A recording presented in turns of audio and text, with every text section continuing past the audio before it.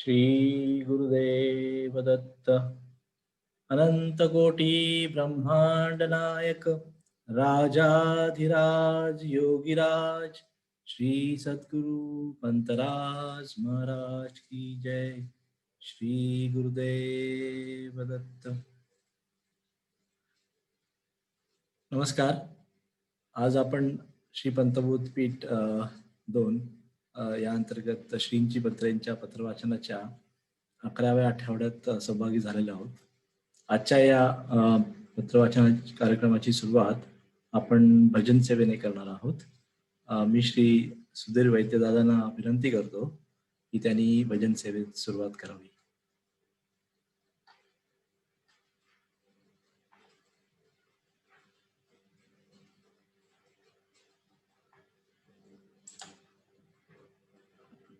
Unmute करा सुधीर दादा।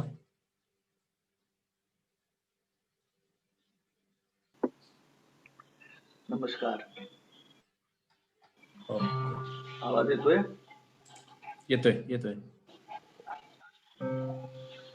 आज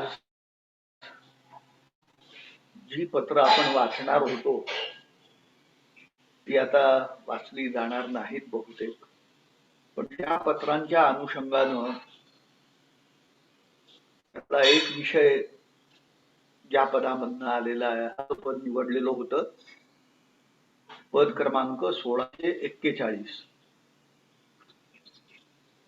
आणि फार सुंदर पद आहे। मी प्रथमच म्हणतोय तेव्हा काय कमी जास्त झालं तर गोड मानून विनंती।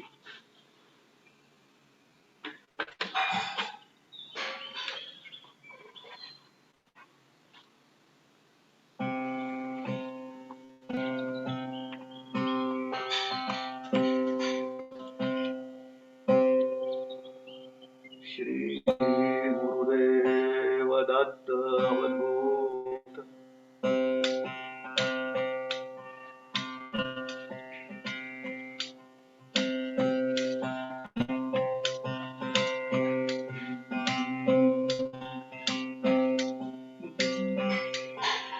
नंद रूप परिभोगन से मजदा, आनंद रूप में परिभोगन से मजदा, आनंद रूप में परिभोगन से मजला।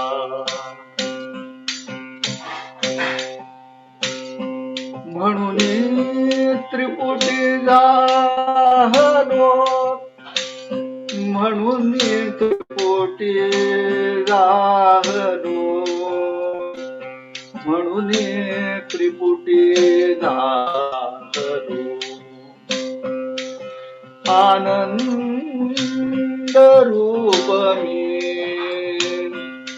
परिभोगन से मजला। म्हणून त्रिपुटी झालो, म्हणून त्रिपुटी झालो, म्हणून त्रिपुटी झालो, अखंडाची खंड नसता, अखंडाची खंड नसता, विषय विषयी बनलो, विषया विषयी बनलो, म्हणून त्रिपुटी झालो, म्हणून त्रिपुटी झालो, म्हणून त्रिपुटी झालो, आनंद रूप मी परिभोगन से मजला। गुरु शिष्याचे मिश करुनी गुरु शिष्याचे मिश करुनी प्रेम रूपे उदेलो प्रेम रूपे उदेलो उदेलो प्रेम रूपे उदेलो म्हणून त्रिपुटी जाहलो म्हणून त्रिपुटी जाहलो म्हणून त्रिपुटी जाहलो आनंद रूप मी आनंद रूप मी परिभोगन से मजला दत्तावधूत ऐक्य स्वरूपी दत्तावधूत ऐक्य स्वरूपी दत्तावधूत ऐक्य स्वरूपी भजन रूपे स्फुरलो स्फुरलो भजन रूपे स्फुरलो भजन रूपे स्फुरलो म्हणून त्रिपुटी जाहलो म्हणून त्रिपुटी जाहलो म्हणून त्रिपुटी जाहलो आनंद रूप मी आनंद रूप मी परिभोगन से मजला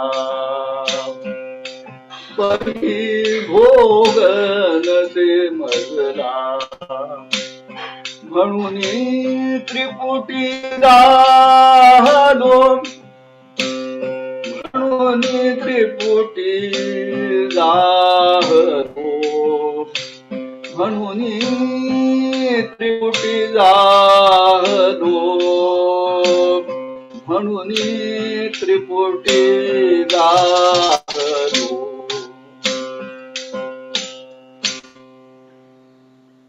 श्री गुरुदेव दत्त भवतु.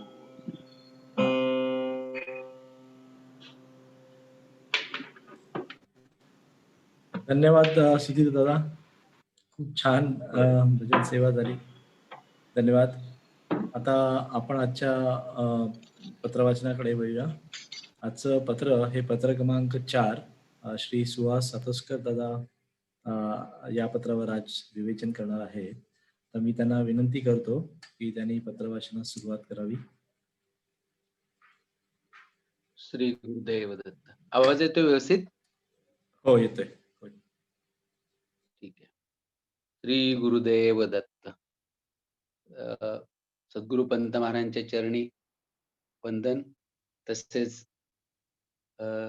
सर्व मेंटॉर्स, सुधीर दादा, लता त्या, कसाळे काका, अभिदादा आणि उपस्थित सर्व माझे गुरुबंधू आणि भगिनी, तुम्हा सर्वांच्या चरणी विनम्र अभिवादन. थोडंसं मध्यंतरीच्या 2 आठवड्याच्या काळामध्ये कामाच्या व्यस्ततेमुळे मी प्रत्यक्ष उपस्थित नव्हतो, पण नंतर मी ऐकत होतो तेव्हा आपल्या सर्वांची क्षमा मागतो आणि आजच्या या पत्र वाचनाला मी सुरुवात करतो. आज आपण पत्र जे अभ्यासणार आहोत ते पत्र क्रमांक आहे 4 आणि हे जे पत्र आहे ते पंत महाराजांनी दिनांक 10 सप्टेंबर 1882 रोजी लिहिलेलं आहे आणि गणू या भक्ताला लिहिलेलं आहे. तर आपण पहिला गणू हे कोण हे जाणून घेऊ. पंत महाराजांच्या जीवनामध्ये अनेक भक्त जे येऊन गेले त्यात गणू नावाचे बरेचसे भक्त झाले. त्यातले 2 महत्त्वाचे होते ते म्हणजे पहिले म्हणजे गणू मारिहाळकर कुलकर्णी, की ज्यांच्यामुळं पंत महाराजांची आणि सद्गुरू बालमुकुंदांची भेट झाली. आणि मग जे काही घडलं ते आपल्या सर्वांना माहितीच आहे. अ, असे ते गणू मारिहाळकर आणि दुसरे गणू म्हणजे ज्यांना हे पत्र लिहिलं ते हे गणू म्हणजे गणू गुमास्ते. आता हे गणू गुमास्ते कोण? तर पंत महाराजांनी सद्गुरू बालमुकुंद श्री शैल्य यात्रेला च्या निमित्ताने जेव्हा जायला गेले, त्यानंतर अवधूत संप्रदाय पुढे चालवण्याचं कार्य हातामध्ये घेतलं आणि जे पहिले 3 शिष्य पंत महाराजांचे झाले, ते म्हणजे काका घाणेकर, गंगाराम आणि तिसरं म्हणजे हे गणू गुमास्ते. अशा या पहिल्या शिष्यांपैकी एक शिष्य म्हणजे गणू गुमास्ते. आता ह्या गणू गुमास्तेंची आणखीन मोठी पार्श्वभूमी अशी आहे, की या गणू गुमास्तेंचे ज्येष्ठ बंधू कृष्णराव गुमास्ते हे पंत महाराजांचे गुरुबंधू होते. त्यांना सुद्धा बालमुकुंदांचा अनुग्रह पंत महाराजांच्या आधी झालेला होता. तसंच ते पंत महाराजांचे वर्गबंधू पण होते. त्याही पुढे जाऊन ते पंत महाराजांचे नातलग, आप्ते, इष्ट पण होते. आणि त्यामुळं पंत महाराजांना या गुमास्ते परिवाराबद्दल विशेष असं प्रेम. आणि ज्यावेळेला पंत महाराजांनी संप्रदाय चालवायला घेतला, मगाशी सांगितल्याप्रमाणे, त्यावेळेला पहिल्या 3 शिष्यांपैकी हा गणू हा पंत महाराजांचा शिष्य होता. तो वयाने पंत महाराजांपेक्षा लहान असल्यामुळे पंत महाराज अ, गुरु या नात्यानं त्याच्यावरती सर्व प्रकारचे अधिकार दाखवत होते. म्हणजे माता, पिता, बंधू, सखा, गुरु हे सर्व अधिकार दाखवत होते आणि त्या अधिकारातून ते त्याला मार्गदर्शन करत होते. आणि यामागचा अतिशय शुद्ध आणि सात्विक हेतू एवढाच होता, की माझ्या शिष्यांचं नाव लौकिक फक्त इहलोकी नव्हे, तर तिन्ही लोकांमध्ये माझा शिष्य धन्य व्हावेत, अशी पंत महाराजांची तळमळ होती. आणि त्या तळमळीतून पंत महाराज आपल्या शिष्यांना प्रेमाने, गोडीगुलाबीने, काही वेळेला रागवून, काही वेळेला कडक शब्द वापरून सुद्धा त्यांना त्यांची जाणीव करून देत होते. हेतू एवढाच की त्याचं कल्याण व्हावं. त्यांनी कधीही सद्गुरू मार्ग सोडून सद्गुरू वचनाच्या विरुद्ध आचरण करू नये, अशी त्यांची तळमळ असायची. हे जे पत्र लिहिलेलं आहे, याच भावनेचं प्रतिबिंब असं आहे. असे हे गणू गुमास्ते म्हणजे पंत महाराजांच्या पहिल्या 3 शिष्यांपैकी एक शिष्य. या पत्राची पार्श्वभूमी मात्र आपण आणखीन जाणून घेणं गरजेचं आहे, की पंत महाराजांच्या अवतार कार्यातल्या अतिशय महत्त्वाच्या काळातलं हे त्याचं कारण असं, की गुरु बालमुकुंद श्रीशैल्य यात्रेला जायला गेल्यानंतर भक्तांची अवस्था अतिशय काय म्हणतात त्याला, काय करावं आणि काही करू नये असं सुचेनासच झालं आणि सगळे अतिशय दुःखी झाले होते. आपल्याला इथून पुढे आता मार्गदर्शन कोण करणार याची त्यांना चिंता लागली होती. आपल्या परमार्थ संसार परमार्थात मार्गदर्शन करणार कोण? अशी त्यांना काळजी लागलेली होती आणि अशा वेळेला पंत महाराजांनी सद्गुरू बालमुकुंदांच्या आज्ञेनुसार संप्रदाय पुढे चालवायला सुरुवात केली. त्या सुरुवातीच्या काळातलं हे पत्र आहे. त्यावेळेला गणू मारेळकर मगाशी ज्याचा आपण उल्लेख केला, की पंत महाराजांनी बालमुकुंद श्रीशैल्य यात्रेला गेल्यानंतर भक्तांची जी काही वाईट अवस्था झाली, त्यावेळेला पंत महाराजांनी स्वतः पहिलं स्वतःला सावरलं. सद्गुरू वियोग हे केवढं मोठं दुःख आहे आणि ते पचवणं किती कठीण आहे. परंतु पंत महाराजांनी इथंच आपल्या सद्गुरू बालमुकुंदाला दिलेल्या बोधाचा आत्मानुभव दृढ करण्यास इथूनच सुरुवात झाली. त्यांनी पहिला स्वतःला सावरलं आणि मग सगळ्या भक्तांना सावरलं आणि मग सगळ्या भक्तांना सावरून त्यांना दुःखी वातावरणातून बाहेर काढून त्यांना ब्रह्मानंद भोगण्यापर्यंत सहज ब्रह्मानंद भोगण्याची स्थिती पण आणायला सुरुवात केली आणि त्या काळातलं हे पत्र आहे. म्हणजे सद्गुरू बालमुकुंदाचा बोध आपल्या अंगी बाणून तो दृढ करून आपल्या भक्तांपर्यंत पोहोचवण्याचं महत् कार्य सुरुवात झालेला काळ आणि त्या काळातलं हे पत्र आहे. त्या दृष्टिकोनातून हा काळ, हे पत्र हे फार महत्वाचं आहे. या पत्रातून फक्त गणूलाच बोध केलेला नाही. आपण नंतर त्याबद्दल जाणणारच आहोत, की आपल्या सर्वांना सुद्धा अतिशय उत्कृष्ट असा बोध संत महाराजांनी या पत्रातून केलेला आहे. आणखीन खूप लूप होल्स ह्या पत्राच्या मागे आहेत. ती आपण भावार्थ जाणून घेताना जाणून घेऊ. आता या पत्रामध्ये काही कठीण शब्द आलेले आहेत. ते कठीण शब्द आपण पहिला त्यांचा अर्थ जाणून घेऊ आणि मग आपण पत्र वाचन करू. ह्याच्यामध्ये कठीण शब्द म्हणजे सुरुवातीलाच संत महाराजांनी अपूर्व असं लिहिलं. पूर्व म्हणजे पूर्वी कधी न घडलेले असं. म्हणजे आपल्या पंत महाराजांचं आपण धावा म्हणतो, दीनदया घन अखंड प्रेमळ भक्तांची मग अपूर्व नवल मत्स्य बालके सागरी तांतील. ते माशाची पिल्ल समुद्रातच राहतात.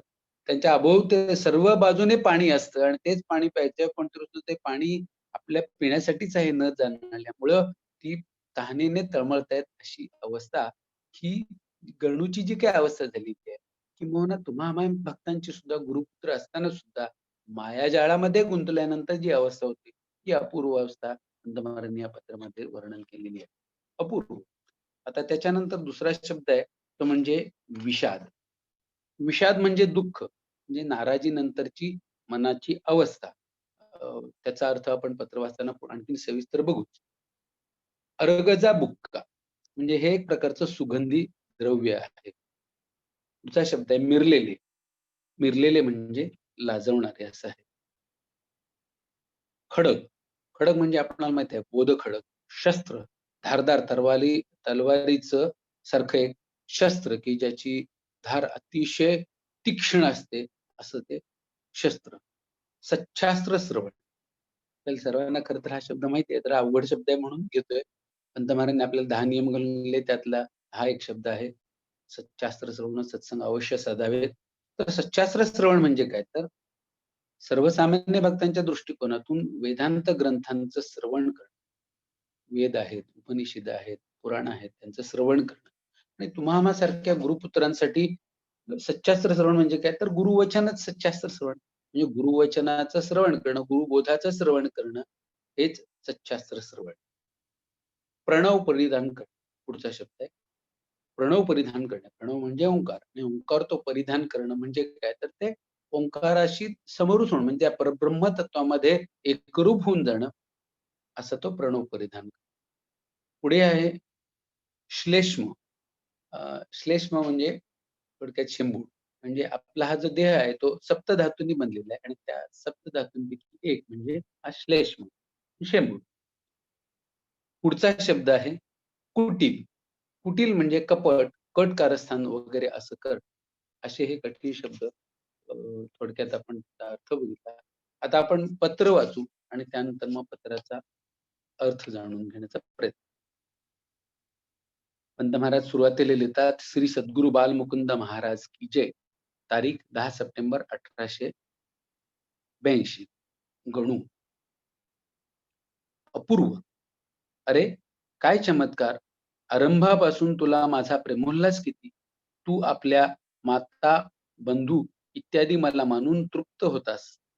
तुझला चांगल्या मार्गास लागावे, इहपरलोकी तू धन्य व्हावेस, हाच मुख्य हेतू ध्यानी धरून केव्हा केव्हा तुला मायलेकरांच्या नात्याने कडक हुशारी देत होतो. तू ते निमूटपणे ऐकून किंचितही विषाद मनी आणले नाहीस. इथं पंत महाराजांनी गणूबद्दल असं वर्णन केलेलं आहे, की हा गणू पूर्वी पंत महाराजांना आपले माता पिता बंधू असंच मानत होते. पंत महाराजांचा शब्द हा प्रमाण मानत होता. तसंच पंत महाराज सुद्धा त्याला मातृपितृ भावनेने, गुरु या भावनेने त्यांना प्रेमाने कटू शब्दात त्याला जाणीव करून देत होते. कशासाठी? तर इहपरलोकी हा आपला शिष्य धन्य व्हावा हाच हेतू धरून पंत महाराज त्याला जाणीव करून देत होते. आणि हे ओळखून तो त्याने कधी मनामध्ये विषाद आणला म्हणजे त्याने मनामध्ये कधी कटुता आणली नाही, नाराज झाला नाही, नैराश्य व्यक्त केलं नाही. आपला सद्गुरू आपल्या हितासाठीच आपल्याला मार्गदर्शन करतो हे जाणून त्याने त्याच्याबद्दल निराशा किंवा दुःख मानलं नव्हतं. आणि असा प्रकार होत असताना पुढं काय घडलं त्याचं वर्णन पंत महाराज पुढं सांगतात. असा प्रकार असताना आता दुर्जनांची संगत धरून, दुष्ट वाक्य ऐकून, दुष्ट मार्गाचे अवलंबन करून, सज्जनांची संगत, सच्छास्त्र श्रवण, सन्मार्ग यांचा वीट मानू लागलास. धन्य आहे तुझी. विषय वासनेच्या पाठी लागून पंचविषय, आहार, निद्रा, भय, मैथून यांची आवड संगतीने मनी उद्भवून मनच ब्रह्म मानून दुर्वर्तन ठेविलेस. अक्षम्य, निंद्य, इहपरलोकी, प्रत्यक्ष, केवळ महानरक अशा सेवनाचा खटाटोप करीत आलास. मनास पुसून पहा. काळी नीती स्वीकारू लागलास. परिणाम तोच होईल. हे मात्र संगबोध मध्याने उन्मत्त झालेल्या तुझ्या वृत्तीस कळत नाही. पण तुझ्याविषयीची खरी वत्सलता, खरी कळकळ बाळगणाऱ्याला श्री गुरुकृपेने सर्व समजते. मांजर डोळे झाकून दूध पिते, पण ज्या समर्थाने कोट्यावधी सूर्य एका बिंदूत साठवले आहेत त्याला समजते. सद्गुरु संगतीपेक्षा दुष्ट स्त्री पुरुषांची संगत अधिक आवडू लागणे, गुरुप्रेमी खेळ खेळून हसण्यापेक्षा राक्षसांशी खेळ खेळून धिंगाणा घालणे, कानाने गुरुमुखे वेदांत श्रवण, प्रणव परिधान करण्याचे सोडून मायामुखे कोकशास्त्रातील शृंगार ऐकणे, शरीराने गुरुपाद सेवन करण्याचे, गुरुपाद धुळीत लोळण्याचे सोडून उत्तम उत्तम अर्गजा बुक्का अष्टगंध लावून घेऊन नटण्याच्या इराद्याने, कामिनीस भुलवण्याच्या इराद्याने ढोंगाने पोशाख करणे, डोळ्याने समर्थाचे वदन, उन्मनीतील प्रकाश देव देवता साधू मुनी वृंदांचे दर्शन सोडून अस्थि, चर्म, रक्त, श्लेष्म इत्यादी घाणींनी युक्त असे चांडाळणींचे मुख पाहणे, जिभेने समर्थाचा प्रसाद भक्षणाचे सोडून उत्तम गोड गोड पदार्थ अकंठ मर्यादा सेवून कंकणमंडितकरांनी तयार केलेले तांबूल भक्षणे, नाकांनी समर्थापुढे जळत असलेल्या उदाचा वास त्यागून जागजागी जाऊन इतर पुष्पतेलादी सुगंधांचा उपभोग घेणे, वाचेने नामस्मरण, वेदांत चर्चा करायची सोडून शृंगार विभत्स टवाळ्या योगशास्त्र कुटिलांशी थट्टा मस्करी करणे, पायांनी सर्व ब्रह्मांडातील पुण्यस्थळात मिरलेले गुरुस्थान, मोक्षदायक क्षेत्री गमन करण्याचे सोडून मुक्ती मार्गाची पटकी, वैराग्याची दावेदारीण अशांच्या घरी कुटील लोकांच्या संगतीने खेपा घालणे, देह कष्टवून शिष्णादी इंद्रिये स्वाधीन ठेवून काम क्रोध यांचे दमन करण्याचे नित्य साधन सोडून देणे, वीर्य नष्ट होते, शरीर कृश होते, मर्दानीपणास धक्का पोहोचतो, तो न होता इंद्रिये बलकट राहावी, ब्रह्मास जोर असावा म्हणून समर्थ प्रणित साधन सोडून देहरक्षण करणे. हे काय मांडलेस? सद्गुरु बालमुकुंदाची सिंहासारखी वाक्ये कोल्ह्यांनी गिळल्यासारखी केलीस. अति तीक्ष्ण प्रज्वलित ज्ञान खडक दुर्जनांच्या बोध लोण्याने मोडून पडले काय? हुशार हो, माघारा परत आणि पूर्ववत श्री समर्थावर पूर्ण हवाला ठेवून त्याचा बोध ध्यानी धरू लाग. ध्यानी धरून वाग, कल्याण होईल तुझा अखंड कल्याण चिंतणारा दत्त. श्री गुरुदेव. असं हे पत्र पंत महाराजांनी गणूला. आता ह्या गणूला असं पत्र लिहिण्यामागची परिस्थिती काय होती ती आपण जरा जाणून घेऊ. त्याचं झालं असं की सद्गुरु बालमुकुंदांनी पंत महाराजांना आपला संप्रदाय चालवण्याचे अधिकार ज्या वेळेला दिले त्यावेळेला सद्गुरु बालमुकुंद ज्या वेळेला ह्यांच्या सोबत होते, सर्व भक्तगणांसोबत होते श्रीशैल्यातला जाण्यापूर्वी, तेव्हापासूनच काही ज्येष्ठ गुरुबंधूंना ही गोष्ट खटकायला लागली. कारण त्यांच्या मागे त्यांचं म्हणणं एवढंच होतं की आम्ही आधी अनुग्रह घेतला, आम्ही वयाने ज्येष्ठ आहोत, तेव्हा आमच्याकडे अधिकार देण्याऐवजी दत्तूसारख्या नवख्या पोराकडे सद्गुरु बालमुकुंदांनी अधिकार दिला आणि यामुळं ही ज्येष्ठ मंडळी खोट्या अहंकारापोटी त्यांनी फक्त दत्तूचं वय पाहिलं, पण दत्तूचा अधिकार पाहिला नाही आणि त्यामुळे ती मंडळी दत्तूचा द्वेष करू लागली, दत्तूचा तिरस्कार करू लागली. आणि अशा परिस्थितीत आपल्या सर्वांना माहितीच आहे, की 1877 साली ज्यावेळेला दुष्काळ आला होता, 78 साली आणि त्यावेळेला त्याची फजिती करण्याच्या निमित्ताने काही दट्टीतील मंडळी अ, दत्तूच्या घरी गेली अचानक आणि आम्हाला भूक लागली म्हणून सांगितली आणि त्यावेळेला प्रत्यक्ष बाळप्पा तिथं होते आणि त्यांनी स्वतः सगळे सूत्र आपल्या हातात घेतली. स्वतः जेवण अन्नधान्य मागवण्याची व्यवस्था केली आणि ते स्वतः बनवण्यास मदत करून त्या सर्वांना अतृप्त भोजन खायला घातलं. आणि ते भोजन खायला घालताना सुद्धा त्यांचा हा दृष्टिकोन त्यांनी ओळखून भोजन करता-करता, बोध करता-करता त्यांनी सर्वात महत्त्वाची गोष्ट सांगितली, की "बाळांनो, तुम्हा सर्वांवरती माझी प्रीती सारखीच आहे. परंतु दत्तू हा मूळतःच अधिकारी आहे. मी त्याच्यात वेगळं काही दिलेलं नाही. त्याला वेगळं दिलं आणि तुम्हाला वेगळं दिलं असं काही केलं नाही.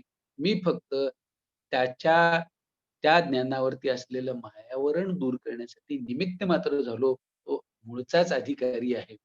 तेव्हा माझ्या पश्चात तोच तुमचा पुढारी आहे. तोच अवधूत संप्रदाय चालवणार आहे आणि त्याच्या ठिकाणीच मला पहा आणि त्यातच तुमचं कल्याण आहे, असा बोध त्या भोजनाच्या निमित्ताने बालमुकुंदांनी केला. परंतु तरी सुद्धा या गोष्टीमुळं बरेच गुरुबंधू कन्विन्स पण झाले आणि त्यांना ती गोष्ट पटली सुद्धा आणि त्यांनी पंत महाराजांना फॉलो करायला सुरुवात पण केली. पण काही अशी मंडळी होती, की ज्यांनी हा कट करचन केला. आज त्यांना दत्तूची फजितीच करायची होती, पण ती फजिती न करता आपलीच फजिती झाली. यामुळं त्यांचा अधिक अहंकार दुखावला गेला आणि त्यांना ते दत्तूचा अधिक द्वेष करू लागले. आणि अशा मंडळींपैकी एक मंडळी म्हणजेच बेळगावचे गणूचे ज्येष्ठ बंधू म्हणजे कृष्णप्पा गुमास्ते. आता कृष्णराव गुमास्ते यांचं काय होतं, की ते पंतप्रधानांच्या आधी अनुग्रहित होते आणि त्यामुळे त्यांचं वागणं वगैरे सुद्धा नेहमी कसं असेल, थोडंसं वेगळेपण असत त्यांच्यामध्ये. स्वतंत्र वागण्याची त्यांची प्रवृत्ती. इतकंच नव्हे तर ते पंतप्रधानांचा द्वेष पण करत आणि तो द्वेष इतक्या पराडकुटीला पोहोचला, की त्यांनी उघड-उघडपणे पंतप्रधानांची निंदा करायला सुरुवात केली. आणि हा जो गणू त्यांचा कनिष्ठ बंधू होता. गणूला पंत महाराजांकडूनच अनुग्रह झालेला होता आणि त्यामुळे पंत महाराज हे गणूचे खरं पाहता गुरु होते. आणि गुरुबद्दल भक्ताचा भाव कसा पाहिजे?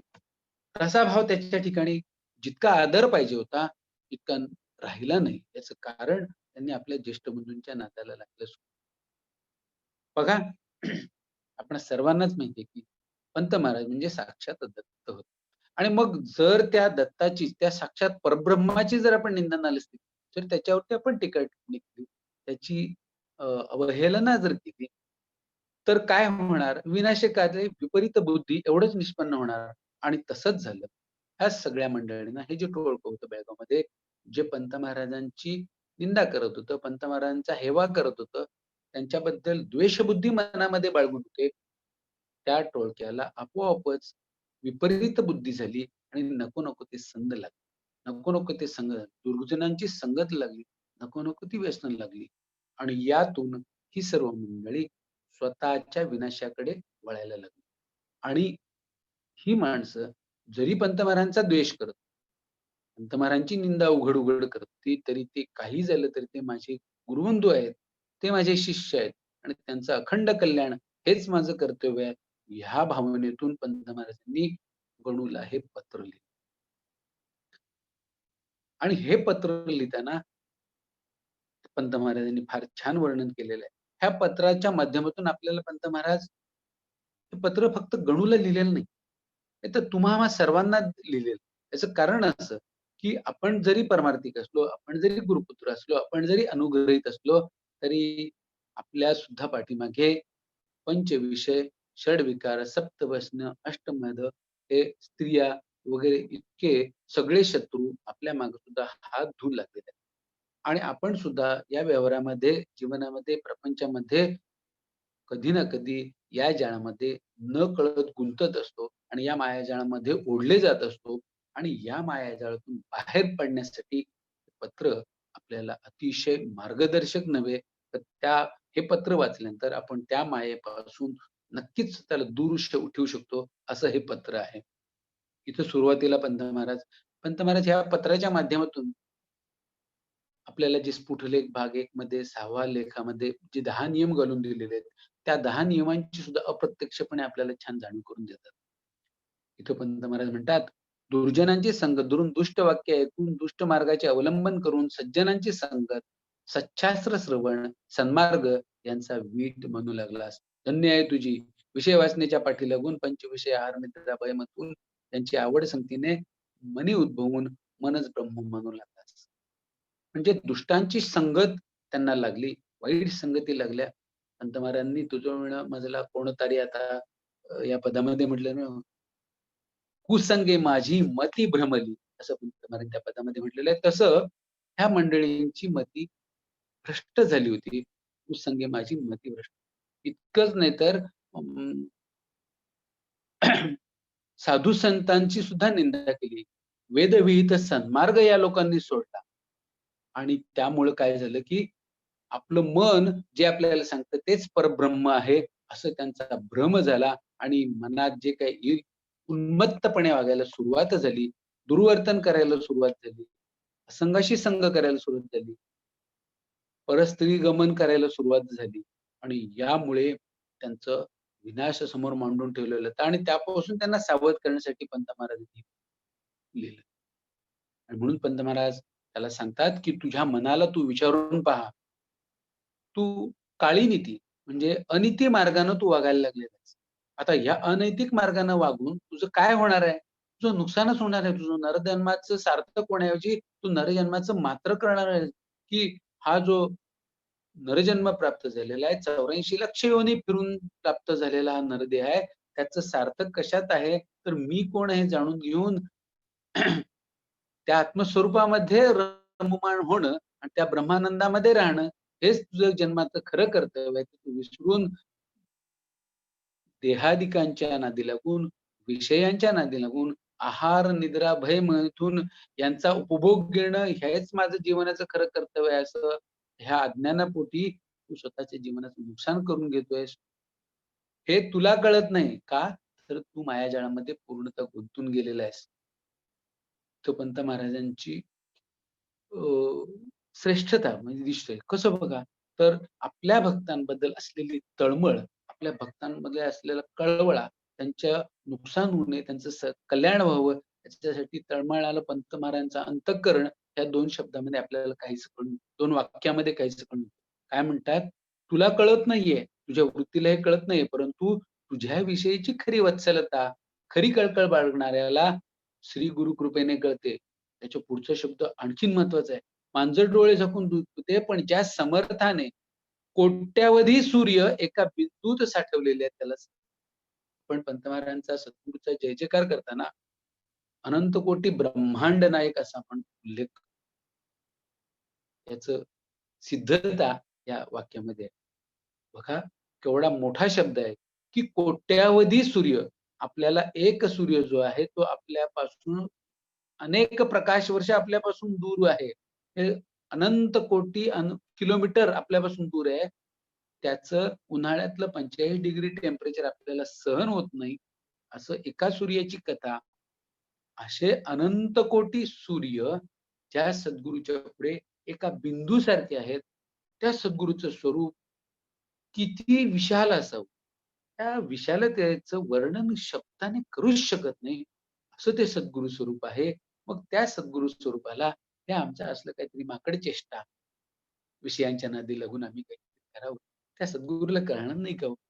तर त्या सद्गुरूनं ते ओळखलं आणि त्याच्यापासून तू दूर जावंस म्हणून सद्गुरूंनी आपल्याला गणुरूपानं तुम्हा आम्हा सर्वांना हे पत्र लिहिलेलं आहे.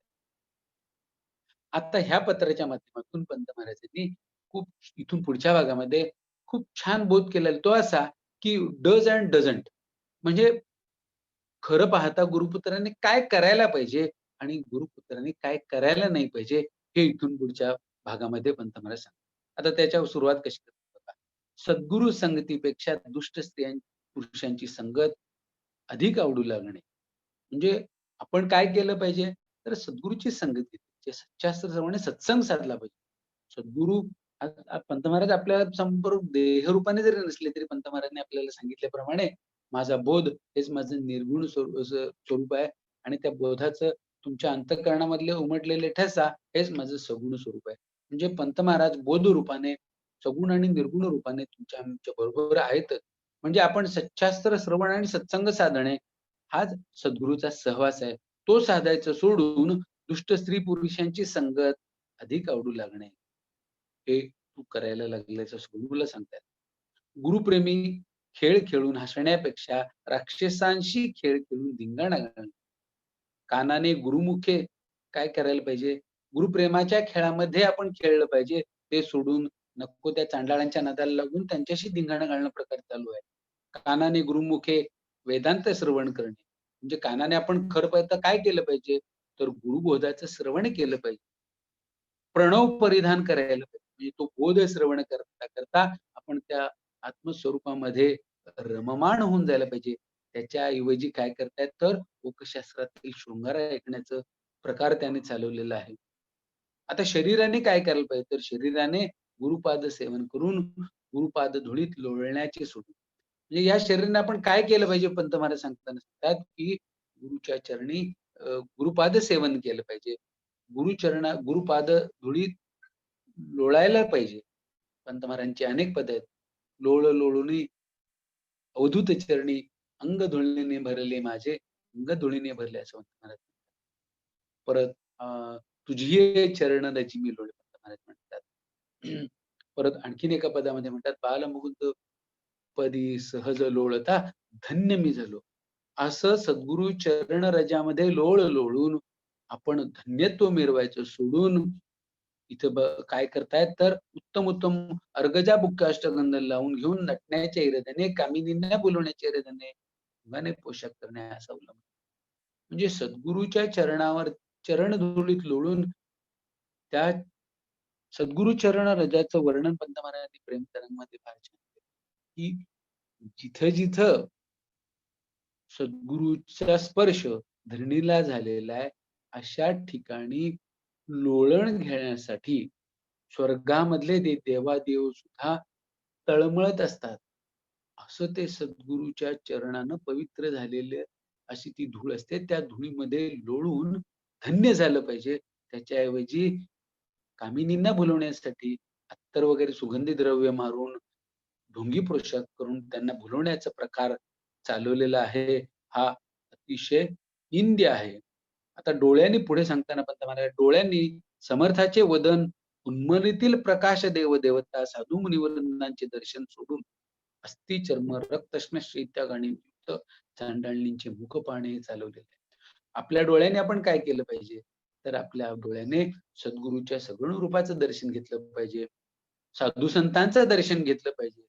तर ते सोडून ह्या हा जो देह आहे, हा घाणीने युक्त देह आहे. म्हणजे अस्थि, चर्म, रक्त, श्लेष्म इत्यादी घाणीने युक्त हा जो देह आहे, हा देह नश्वर आहे आणि हा क्षणभंगुर आहे. अशा घाणीनियुक्त चांडाळणीचे दर्शन घेणं ह्याची आवड त्या काही लोकांना लागली होती आणि हे तुमचं घात करणारं आहे. असं तुम्ही करू नका, असं पंत महाराज सांगतायत. तसंच जिव्हेने आता जिव्हेने काय केलं पाहिजे? तर जिव्हेने समर्थाचा प्रसाद भक्षण करण्याची सोडून उत्तमोत्तम गोड-गोड पदार्थ अखंड मर्यादा ठेवून कंकण मंडितकरांनी तयार केलेले तांबूल भक्षण करणे. म्हणजे या जिव्हेने सद्गुरूचा प्रसाद भक्षण करायचं सोडून तांबूल म्हणजे पान-विडे ग्रहण करणे अशा स्त्रियांच्या हातून असं काहीतरी विचित्र ज्याच्यामध्ये आपलं नुकसान आहे तेच करणं अवलंबलेलं आहे. नाकांनी समर्थापुढे जळत असलेल्या उदाचा वास त्यागून जागोजागी जाऊन इतर पुष्पतेलादी सुगंधांचा उपभोग घेणे. म्हणजे नाकाने समर्थाच्या चरणापुढे जळत असलेल्या उदाचा वास घेणं,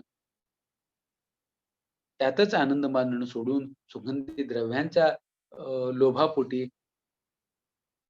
मागं लागणं हे तुझ्या दृष्टीनं घातक आहे. आता वाचेनं काय करायचं सांगताना पंत महाराज सांगतात, वाचेने नामस्मरण, वेदांताची चर्चा करायची सोडून शृंगार विभत्स टवाळ्या योगशास्त्र, कुटिलांशी थट्टा मस्करी करणे हे अवलंबलेलं आहे. या वाचीने काय केलं पाहिजे? तर सद्गुरू नामस्मरण केलं. पंत महाराज आपल्याला माहिती आहे आपल्या सर्वांचं आवडतं पद आहे सद्गुरू नामस्मरण रसणे तू करी उच्चारण असं पंत महाराज या पद्धतीनं आपण कारण याच्यातच तुझं कल्याण आहे, याच्यातच तुझं सार्थक आहे. तुला जप-तप साधन काही करण्याची नाही गरज नाहीये. इतकंच नव्हे तर नामाची अघसंवरण आहे. म्हणजे तुझी जी काही ज्ञातपणे, अज्ञातपणे जी काही तुझ्या जी पापं होतात, त्या पापांचं क्षालन केवळ त्या सद्गुरूच्या नामस्मरणाने होतं. मग ते नामस्मरण तू उच्चारलं पाहिजे वाचेने.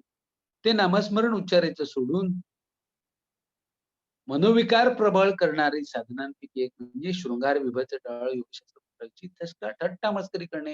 या सगळ्यामुळे काय होतं तर मनोविकार तुझे प्रबळ होतात आणि तू मायाजाळामध्ये गुंतून तुझ्या नरदेहाचं मातेरं करून घेतोयस.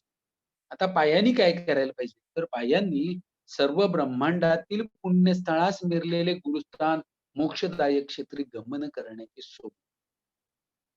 गुरुस्थानाचं महत्व पंत महाराजांनी इथे सांगितलेलं आहे, की गुरुस्थान कसं श्रेष्ठ आहे, तर सर्व ब्रह्मांडातील पुण्यस्थळास मिरलेले गुरुस्थान. म्हणजे या ब्रह्मांडामध्ये जी काही पुण्यस्थळं म्हणून जी काही तीर्थक्षेत्र जी मानलेली आहेत, त्यांना सुद्धा लाजवणारं, त्यांच्याहूनच श्रेष्ठ असं जे श्रेष्ठ गुरुस्थान आहे, त्या गुरुस्थानी या पायाने गमन करणं, आपल्या पायाने त्या गुरुस्थानी जाणं, हे करायचं सोडून मुक्ती मार्गाची पटकी, वैराग्याची दावेदारी अशांच्या घरी कुटील लोकांच्या संगतीने खेपा घाल. म्हणजे कट कारस्थान करून वागणाऱ्या लोकांच्या नादाला लागून तू अशा तुझ्या वैराग्य नष्ट करणाऱ्या, मुक्ती मार्गामध्ये बॅरियर ठरणाऱ्या अशा स्त्रियांच्या नादी तू लागलायस, याने तुझा घात होतोय. तसंच देह कष्टवून शिश्नादी इंद्रिय स्वाधीन ठेवून काम क्रोध यांचे दमन करण्याचे नित्य साधन सोडून वीर्य नष्ट होते, शरीर कृश होते, मर्दानीपणास धक्का पोचतो. तो न होता इंद्रिय बळकट व्हावी, ब्रह्मास जो धरावा म्हणून समर्थ प्रणित साधन सोडून देहरक्षण करणे हे काय मांडिलेस? म्हणजे समर्थांनी वरती जे काही साधनं सांगितली, म्हणजे वाचीने काय केलं पाहिजे, कायेने काय केलं पाहिजे, पायाने काय केलं पाहिजे, मनाने काय केलं पाहिजे, कानाने काय श्रवण केलं पाहिजे, नाकाने काय श्वास घेतला पाहिजे, हे सद्गुरूंनी सांगितलेल्या बोधाला अनुसरून न करता विषयांच्या मागे लावून तू हे काय अवलंबलंयस? त्याच्यामुळे तुझा घात होतोय आणि त्याच्यामुळे काय झालंय? तुझं वर्णन पंत महाराज छान शेवटच्या 2 उक्त्यामध्ये करतायत. सद्गुरू बालमुकुंदांची सिंहासारखी वाक्ये वल्ह्यांनी गिळलेल्यासारखी झालीच काय? सिंहाची वाक्य. सिंह हा पशूंचा राजा. सिंहाची डरकाळी म्हणजे सिंह गर्जना आपण म्हणतो.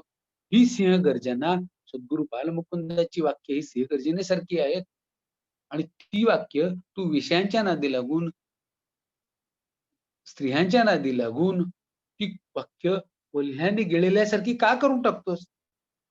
त्याचबरोबर पंतप्रधान आणखीन छान उपमा पुढे देतायत. अति तीक्ष्ण प्रज्वलित ज्ञान खडक जो सद्गुरूंनी दिलेला बोध खडक आहे, तो दुर्जनांच्या बोध लोण्याने भरून पडला काय रे? म्हणजे सद्गुरूंनी दिलेला जो बोध खडक आहे, तो इतका तीक्ष्ण आहे, की या सर्व विषयांना तो छेदन करणार आहे. आपले जे काही शत्रू आहेत, या जीवाचे हे जे काही शत्रू आहेत मगाशी सांगितलं त्याप्रमाणे की जे पंचविषय आहेत, षड्विकार आहेत, सप्तव्यसन आहेत, अष्टमद आहेत, स्त्रियादी आहेत, भोग जे आहेत, हे काय आहेत? या जीवाचे वैरी आहेत. आणि या जीवाचे हे जे काही वैरी आहेत, त्या वैऱ्यांचा नाश करण्याचं सर्वात मोठं शस्त्र कुठलं आहे? तर सद्गुरू बोधरूपी, सद्गुरू बोधाचं ज्ञानरूपी जे खडक आहे, ते खडक हे तीक्ष्ण शस्त्र आहे. अत्यंत धारदार शस्त्र आहे. त्या शस्त्राचा जर योग्य पद्धतीने सद्गुरूच्या बोधाला अनुसरून जर त्या खडकाचा वापर केला, तर या साऱ्या शत्रूंचा विनाश करणं सहज शक्य आहे. असं असताना ते शस्त्र तुझ्या हातात असताना त्या विषयांच्याच नादी लागून, त्या शत्रूंच्याच तू नादी लागल्यामुळं काय झालं, तर ते त्यांच्या लोण्यानं सुद्धा म्हणजे त्या दुर्जनांचं जे काही बोध आहे, दुर्जनांचे जे वाक्य आहे, दुर्जनांचे जे आचरण आहे, त्या लोण्यानं हे ज्ञान खडक विरघळून गेलं काय रे? सद्गुरूच्या बोध खडकाची अवस्था तू त्या विषयांच्या नादी लागून, त्या ज्या शत्रूंच्या नादी लागून काय अवस्था करून घेतलीस? आणि सर्वात शेवटी पंत महाराज अतिशय सुंदर शब्दात सांगतात, हुशार हो, माघारी परत आणि पूर्ववत श्री समर्थावर पूर्ण हवाला ठेवून त्याचा बोध ध्यानी धरून वा. कल्याण होईल, जा अखंड कल्याण चिंतणारा दत्त.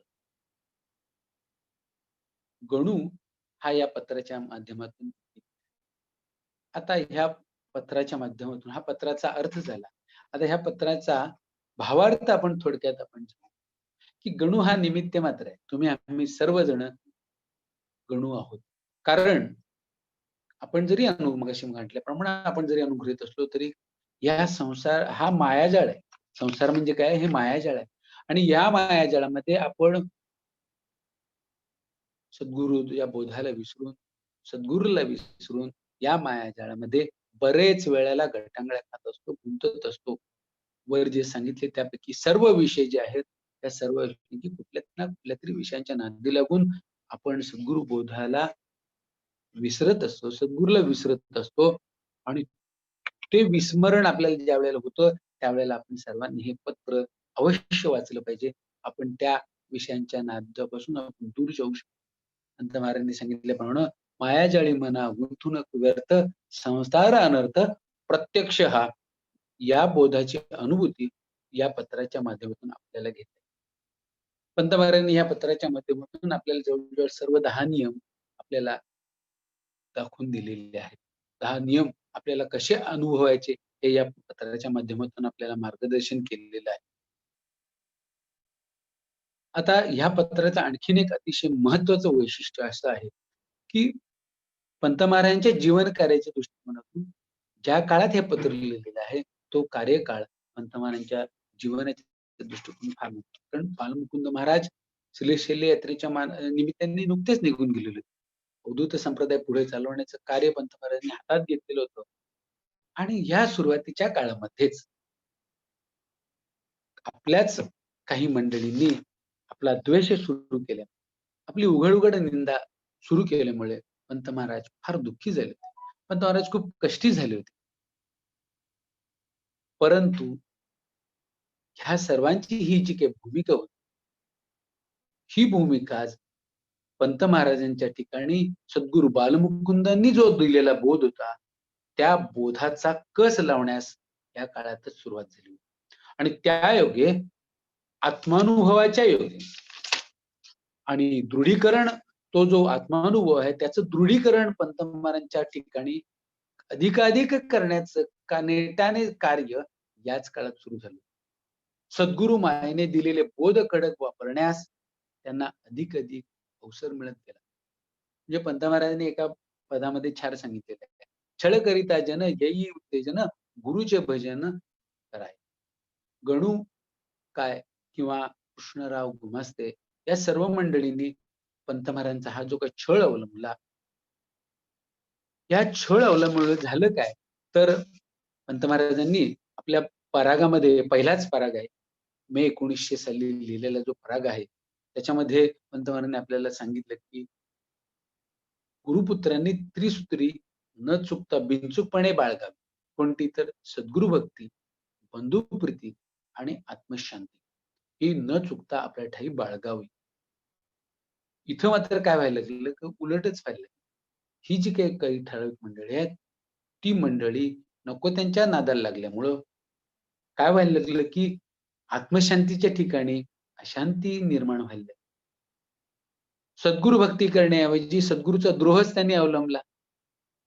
आणि त्याचबरोबर आपला गुरुबंधू, आपला गुरुठाई गुरुच्या ठिकाणी असलेला दत्तू श्री पंत महाराज यांचीच निंदा करायला लागल्यामुळं बंधुप्रीती कुठली आले, तर असूयाच आली, द्वेष आला. आणि या कैदाशिणींनी त्या ठिकाणी शिरकाव केला. आणि मग त्यामुळं पंत महाराजांच्या ठिकाणी असलेली शांती, त्यांच्या ठिकाणी असलेलं सद्गुरुबोध आणि बंधुप्रीती याचा कस लागायला सुरुवात केली. आणि खऱ्या अर्थानं ह्या लोकांनी जो काही वाईट वागले त्याचा परिणाम पंत महाराजांच्या ठिकाणी अतिशय सकारात्मकच झाला. म्हणजे आपण खरं तर ह्या लोकांचे उपकार मानले पाहिजेत. का? तर ह्या लोकांनी पंत महाराजांचा छळ अवलंबल्यामुळे पंत महाराज दुःखी झाले, कष्टी झाले आणि सद्गुरू बालमुकुंदांचा बोधाचा प्रत्यक्ष अनुभव घ्यायची वृत्ती पंतप्रधानांच्या या ठिकाणी निर्माण व्हायला लागली. त्यांना वारंवार सद्गुरूची आठवण व्हायला लागली. ही सगळी वाक्य दिवेकर कृत चरित्रामधल्या 16व्या प्रकरणामध्ये आहेत आणि हे पत्र आणि 16व्या प्रकरण यांचा एक अतिशय छान संबंध आहे की पंत महाराजांच्या ठिकाणी सद्गुरूची वारंवार आठवण यायला लागली. सद्गुरूच्या भजनाची लालसा त्यांच्या ठिकाणी दृढ व्हायला लागली. गुरुबंधूंचं येणं जाणं कमी झाल्यामुळं पंत महाराजांना पुरुषीचा वेळ मिळाला आणि त्या काळामध्ये पंत महाराजांनी वामन पंडितांची यथार्थ दीपिका, ज्ञानेश्वरांची भावार्थ दीपिका, अमृत अनुभव यासारखे ग्रंथ पंत महाराजांनी या काळातच मनपूर्वक वाचून चर्चा करून आपल्या ठिकाणी दृढ सद्गुरूचा बोध दृढ करून आतापर्यंत पंत महाराज भजन करत होते ते कुठली पद करत होते तर सद्गुरू बालमुकुंदांची पद म्हणत होते, इतर साधू संतांची पद म्हणत होते.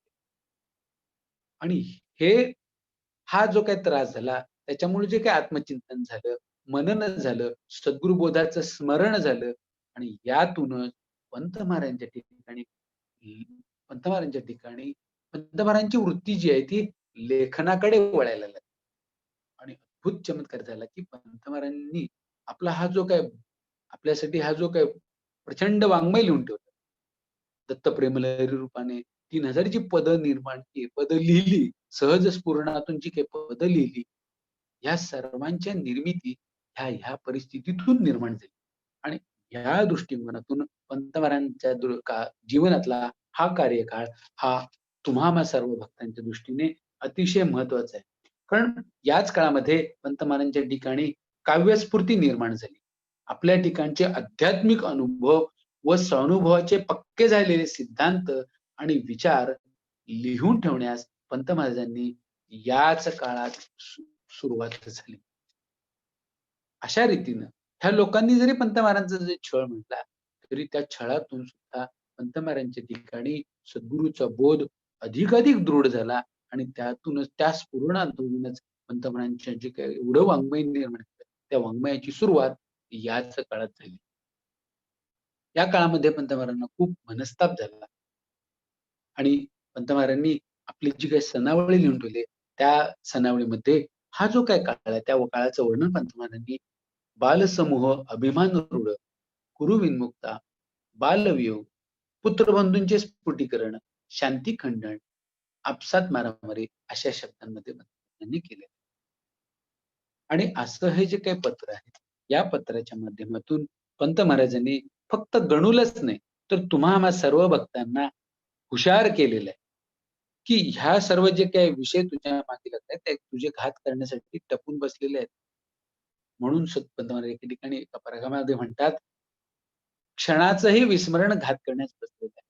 म्हणून शेवटी जसं त्यांनी गणूला सांगितलं की हुशार हो, सावध हो, जसं पंत महाराज आम्हाला पद क्रमांक 95च्या माध्यमातून सांगतात हुशार हुशार हुशार बापा हुशार संसारी तोरीसी गुरु शरण जाऊनी चुकवी 84 फेरी. हुशार हो, सावध हो आणि काय कर तर समर्थ चरणावरती पूर्ण हवाला ठेवून त्याचा बोध ध्यानी ठेवून तू वागायला सुरुवात कर आणि यातच तुझं कल्याण आहे. यातच जसं गणूचं कल्याण आहे तसंच तुम्हा सर्वांचं यातच कल्याण आहे. तुझं अखंड कल्याण चिंतणारं म्हणजे तुम्हा सर्वांचं अखंड कल्याण चिंतणारा असा तो दत्त आहे. असा बोध पंत महाराजांनी या पत्राच्या माध्यमातून जो गणूला केला तोच तुम्हा सर्वांना. आपण जेव्हा आपल्याला विषयांच्या नादी लागून सद्गुरूचं विस्मरण होईल तेव्हा जरूर पत्र वाचावं. आपले गोड शब्दात कान उघडणे होते आणि आपलं मन या विषयांपासून सर्व आपल्या शत्रूंपासून अलग होऊन सद्गुरू बोधाकडे वळून सहजानंद ब्रह्मानंद प्राप्त करण्यास तयार होईल. असं हे सुंदर पत्र पंत महाराजांनी त्यांच्या माध्यमातून तुम्हाला लिहिलेलं आहे. माझ्या वेड्या वाकड्या वाणीने मी ह्या पंत महाराजांच्या पत्राचा अर्थ आपण सर्वांसमोर सादर करण्याचा प्रयत्न केला. आपण सर्व प्रमाण नेहमीच गोड म्हणून घेता तसेच गोड म्हणून घेणारा असा दृढ विश्वास बाळगून मी माझे 2 शब्द संपवतो. श्री गुरुदेव दत्त. धन्यवाद सुहास दादा. पंत महाराजांनी लिहिलेल्या एक खूप महत्वाच्या पत्राचं खूप छान विस्तृतपणे विवेचन केलं आपण. खूप धन्यवाद. आता मी आबांना विनंती करतो की त्यांनी या पत्रावर मार्गदर्शन करावं.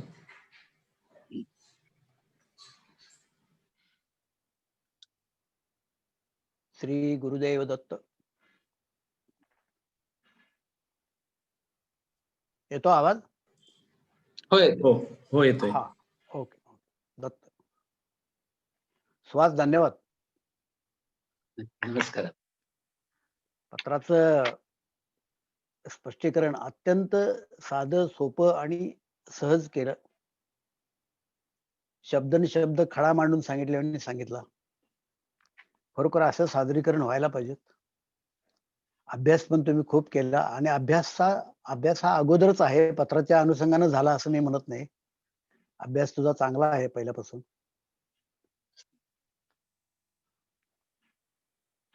आणि तू म्हटल्याप्रमाणे हे काय गणुगुमास्त्याला एकट्याला पत्र लिहिलेलं नाही, ते आपणा सर्वांसाठीच आहे आणि म्हणूनच ते उपलब्ध झालं.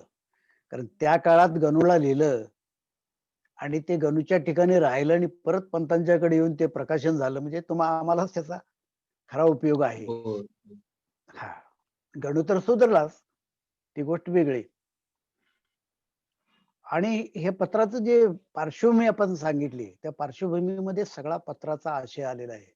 पत्राचा उद्देश, पत्राची सिद्धता, या सर्व गोष्टी ह्याच्यामध्ये आलेल्या आहेत. आणि पत्र का लिहिलं, कशासाठी लिहिलं आणि त्याचा लिहिण्यापाठीमागचा हेतू काय आणि त्याची फलनिष्पत्ती काय, ह्या तिन्ही सगळे साध्य झालेले आहे त्याच्यामध्ये.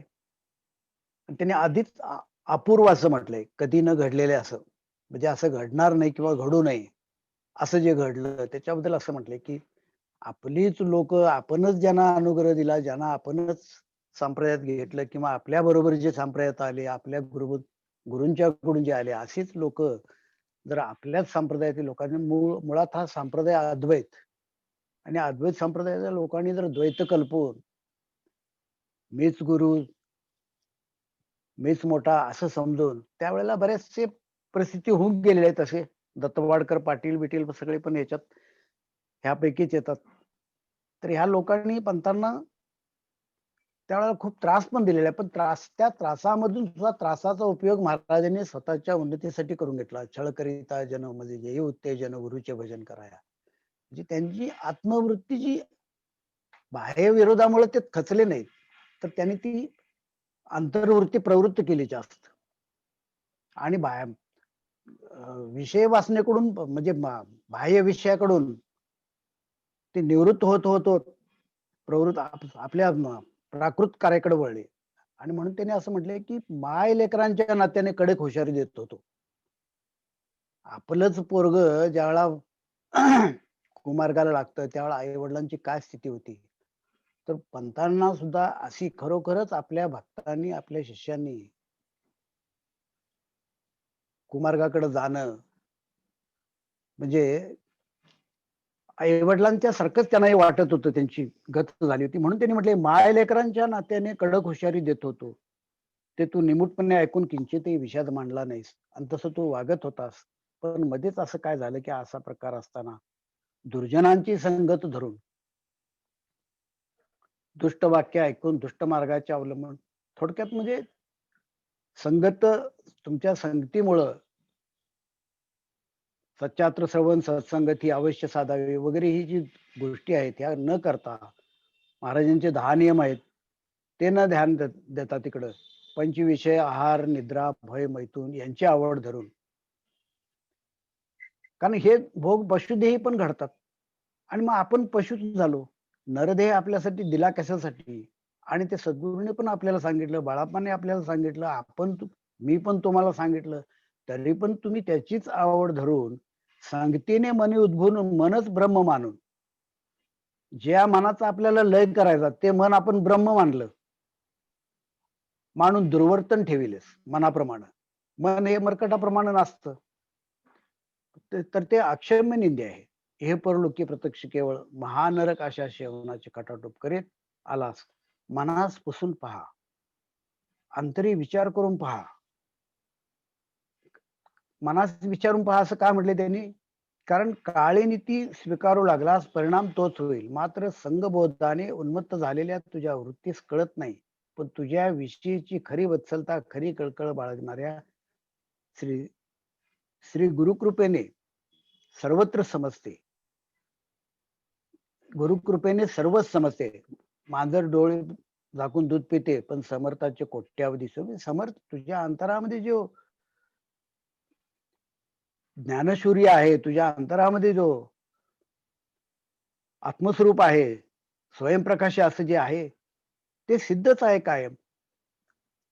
पण तू तू तू तुझ्या प्रत्येक कृतीला ते साक्षी आहे आणि त्याला ते पाहतं ते, आणि त्याची तुला जाणीव दिलेली आहे की तू कोण आहेस, आणि तरी पण तू असं करतोस म्हटल्यानंतर तुझं ते सगळं, त्याची नोंद सगळी तुझ्या अंतरी होती. मांजराप्रमाणे तू चोरून दूध पिलास तर ते बाकी सर्वांना कळतं. म्हणून मग त्याच्या पुढे त्यांनी म्हटले की खेळून हसण्यापेक्षा राक्षसाची खेळ धिंगाणा घालणे कानाने. म्हणजे मग शरीरानं गुरुपाद सेवन करण्याचे सोडून, गुरुचरण धुळीत लोळण्याचे सोडून, तो उत्तम उत्तम अशा अर्घजा बुक्का अष्टगंध लिहून रटण्याच्या इराद्याने, म्हणजे सगळ्या इंद्रियांचं सांगितलं. मग त्यांनी डोळ्याचं कार्य काय, डोळ्यानं काय पाहावं, जिभेनं कसा प्रसाद घ्यावा, नाकानी काय पाहावं, असं सगळं ज्ञानेंद्रियांचं मुख्य कर्तव्य काय ते सांगितलेलं आहे. आणि ते सोडून त्या ज्ञानेंद्रियांनी किंवा इतरांचे विषय सेवन कसं करायला लागलास तू, आणि त्याच्यामुळे मग ती मुक्ती मार्गाची पटकी वैराग्याची दावी अशांच्या घरी कुटील लोकांच्या संगतीने खेपा घालणे हे तुला शोभतं का? ध्येय कष्ट होऊन शिष्णादी इंद्रिय स्वाधीन ठेवून काम क्रोध यांचे दमन करण्याचे नित्य साधन सोडून देणे. वीर्य नष्ट होते, शरीर कृश होते. आणि एकदा का शरीर कृश झालं आणि वेळ निघून गेली की, म्हणून महाराज म्हणतात की वारा सुटलाय तोपर्यंत मळणी करून घ्या. शरीर सशक्त आहे, मन सशक्त आहे, तोपर्यंत त्याला सद्गुरु चरणी वाकवा. विषय प्रश्नाने एकदा ते निबार झालं की मग तुम्हाला ते वाकणार नाही. मर्दानीपणाच धक्का पोचतो, तो न होता इंद्रिय बळकट राहावी. ब्रह्मास जोर असावा. आपली जी स्थिती आहे ब्रह्मस्थिती, तिला जोर आणण्याचा प्रयत्न करावा. म्हणून समर्थ प्रणित साधन सोडून ध्येय रक्षण करणे हे काय मांडलेस? कारण नरदेहाचं कर्तव्य तुला सांगितलेले आहे. समर्थ प्रणित साधन सोडून ध्येय रक्षण करणे हे काय मांडलेस? सद्गुरु बालमुकुंदांची सिंहासारखी वाक्य कोल्याने गिळल्यासारखी केली. सुहास, तू अत्यंत सुंदर सांगितलेस या वाक्यांचं. सिंहासारखी वाक्य. आणि सिंहाचं एक आहे, सिंह कधीही गवत खात नाही. सिंह जशी गर्जना पण करतो तसा तो गवत पण कधी खात नाही. तसं पुरुषाला आत्मबोध घेणे हेच त्याचं खरं कर्तव्य आहे. ते आत्मबोध घ्यायचं सोडून तू बाकी कुठेतरी दुर्जनांची संगत धरून दुर्गणांचा बोध घ्यायला लागला, दुर्जनांच्या संगतीनं. त्याच्यामुळं कोल्ह्याने गिळल्यासारखी झाली ती वाक्य, तो बोध. अति तीक्ष्ण प्रज्वलित ज्ञान खडक. जे ज्ञान जे प्रज्वलित असं शस्त्राप्रमाणे ज्ञान आहे, ते अशा दुर्जनांच्या बोधाने गळून पडेल काय, असं महाराज म्हणतात. हुशार हो, माघार फिरत आणि पूर्ववत समर्थावर पूर्ण हवाला ठेवून त्याचा बोध ध्यानी धरून वाक, कल्याण होईल. त्याच्याबद्दल 95 क्रमांकाचं तू चांगला उल्लेख केलास की हुशार हुशार हुशार बापा हुशार संसारी, त्वरित गुरुला शरण जावनी चुकवी 84 फेरी. तसंच अनेक पद पण आहेत. संगत संतांची बरवी अंतरी भवबाधा निरवी. त्याच्यावर उपाय सांगितले. संतांची संगत केल्यानंतर आंतरिक भवबाधेचं निरसन होतं. त्वरितची मुळा सावध होई, किती 89 क्रमांकाचं पद आहे. त्वरितची मुळा सावध होई, मी तो सांगून उतराई. मी तुला सांगून उतराई झालो, माझी सांगून मोकळा झालो मी. पण तू हे मुळा तू त्वरितची सावध हो. 109 नंबरच्या पदामध्ये पण म्हणतात ते, दुर्जन संग तजुनी कुमती सेविरे साधू वृंद, चराचरी धुंडून पाहता अवघा बालमुकुंद. चराचरी तू जर धुंडून पाहिलास ना, तर बालमुकुंद केवळ एकमेव बालमुकुंद असा बोध करणारा तुला मिळेल. म्हणून तो ह्या सर्वांचा विचार करून पंतांनी असं संगतीबद्दल भरपूर ठिकाणी सांगितलेलं आहे. दुर्जन संघ सोडणे, दुर्मतीपासून शिष्यांचं परावृत्त करणे, हा अत्यंत चांगला असा बोध सुहास तू आम्हाला सांगितलंस. पत्राचं विवेचन चांगलं झालं. मी माझ्या प्रतीनं काही थोडं बहुत सांगण्याचा प्रयत्न केला. श्री गुरुदेव दत्त.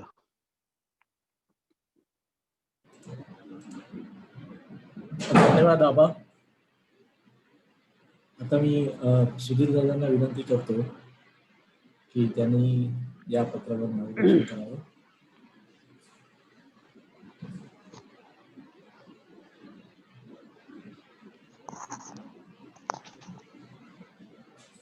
अनम्यूट करा.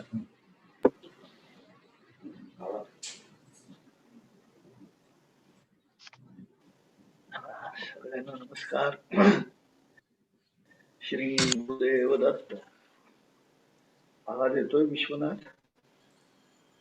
हो येतोय आवाज येतोय? येतोय येतोय.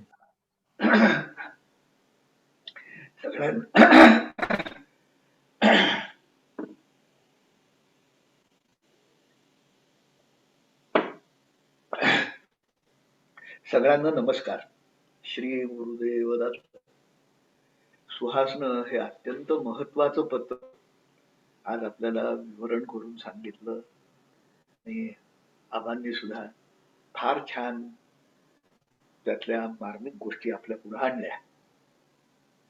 त्याच्यात आता मी सांगण्यासारखं विशेष काही राहिलेलं नाहीये. तरीही अवधूत संप्रदाय म्हणून महाराजांचा एक लेख आहे. त्याच्यामध्ये अवधूत संप्रदायाची व्यवच्छेदक लक्षणं त्यांनी नमूद केलेली आहे. त्यातलं पहिलं जे लक्षण आहे ते विधी निषेध असं सांगितलेलं आहे. आणि बरीच मंडळी विधी निषेध म्हणजे आता आम्ही अवधूत झालो, सद्गुरू अंकित झालो, आता आम्हाला वेदशास्त्रांचे जे मार्गदर्शक तत्व आहेत त्यांची गरज नाही, आम्ही कसंही वागलो तरी चालेल, आम्ही कसंही वागलो तरी आम्ही अवधूत असल्यामुळं आमचं वागणंच बरोबर, असा त्याचा अर्थ. पुन्हा विषय सुखामध्ये त्या विषय सुखात बुडून जातात आणि पंत महाराजांविषयी धरी विरती, पराकोटीचं वैराग्य हे अवधूत संप्रदायाला आवश्यक आहे हे सांगून सुद्धा आम्ही मात्र आमच्याची समजूत करून घेतो की आम्ही अवधूत झालो, आम्ही भोगात रमलो तर त्यात काही गैर नाही. या पत्राच्या पार्श्वभूमी सुहासनं खूप विशद करून सांगितली चांगली. पुढे जाऊन म्हणजे ही साधारण 82 सालचं हे पत्र आहे. त्यावेळची ही जी पुत्रबंधूंमध्ये स्फुटीकरण झालेली जी स्थिती होती ती पुढे गेली आणि पंत महाराजांना जीवे मारण्याचा कट या मंडळींनी केला. त्यातनं तो कट फसला अर्थातच आणि पुढं गणूची परिस्थिती फार बिघडून पुढं तो त्यातनंही पंत महाराजांच्याच कृपेनं सुधारला अशी हकीकत आपल्याला पाहायला मिळते. या सगळ्यामध्ये आपण काय करायला हवं आणि काय करायला नको आहे हे पंत महाराज मायलेकराच्या नात्यानं आतापर्यंत गणूला सांगतात असं पहिल्या परिच्छेदात म्हणतात आणि मात्र पंत महाराज त्याची कान उघाडणी करतायत. ती ही मातेच्याच भूमिकेमधनं केलेली आहे की आई जसं आपल्या मुलाचं दुर्वर्तन सहन करत नाही आणि ती त्याला सुधारायला सांगते, पण त्याच वेळेला त्याची जबाबदारी पण घेते. त्याला सुधारण्याची जबाबदारी न घेता त्याच्या दुर्वर्तनावरती ताशेरे ओढणं म्हणजे मात्र निंदा केली असं होऊन जात. तर पंत महाराज इथं निंदकाच्या भूमिकेत नाहीयेत. परर निंदेवा प्रसिद्धी बेकू हा बाळाप्पांचा सिद्धांत त्यांना पक्का उमगलेला आहे. आणि त्याप्रमाणे सगळ्यांकडं हा माझा बालमुकुंदच आहे अशा दृष्टीनं पाहण्याची बुद्धी त्यांच्या ठिकाणी सुरुवातीपासूनच होती आणि ती इथं स्पष्ट दिसते. आणि म्हणून त्यांची शांती हरवलेली नाहीये. ते अत्यंत कळकळीनं इथं गणूला उपदेश करतायत. आणि तू वाट चुकतो आहेस हे सांगायला विसरत नाहीत. आणि वाट चुकतो आहेस तर नवीन वाट म्हणजे खरी वाट कोणती हेही दाखवायला ते विसरत नाहीत.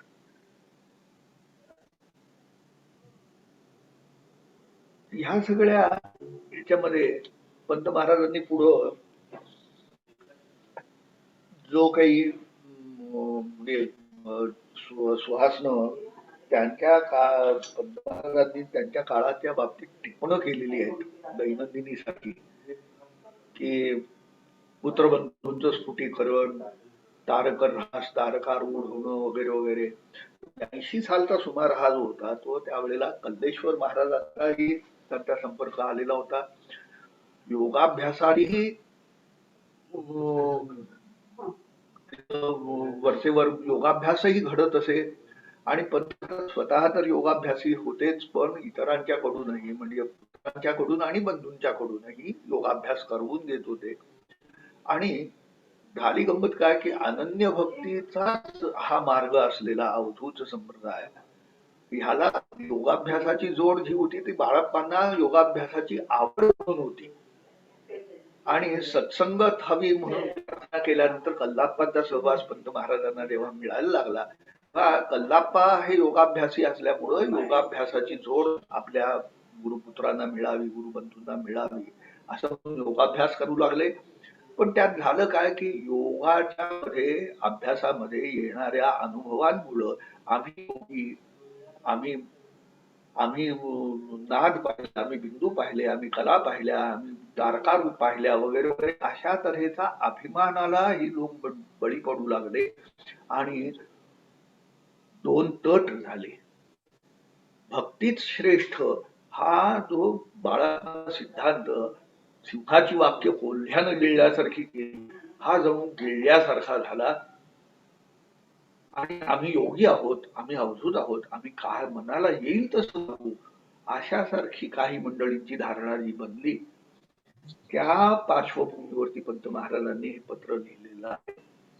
आणि ह्या संदर्भामध्ये अद्वैताचा मार्ग मध्ये द्वैत कशाला हवं असं आबांनी पण छान म्हटलं. तर ते का आलं कसं आणि ते जाण्यासाठी काय करायला पाहिजे ह्या गोष्टींचा उल्लेख आपल्याला दिवेकरांनी केलेल्या चरित्रामध्ये पंत महाराजांच्याच टिपणांवरनं लक्षात येतो. एक प्रकरण आहे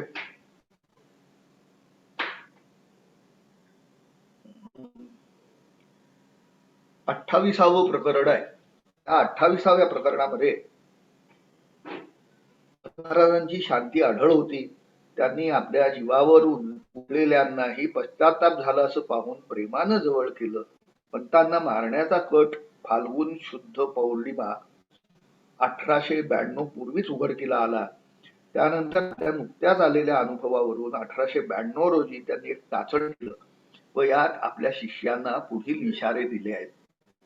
1. स्थूलाभिमानी यांची संगत करू नको.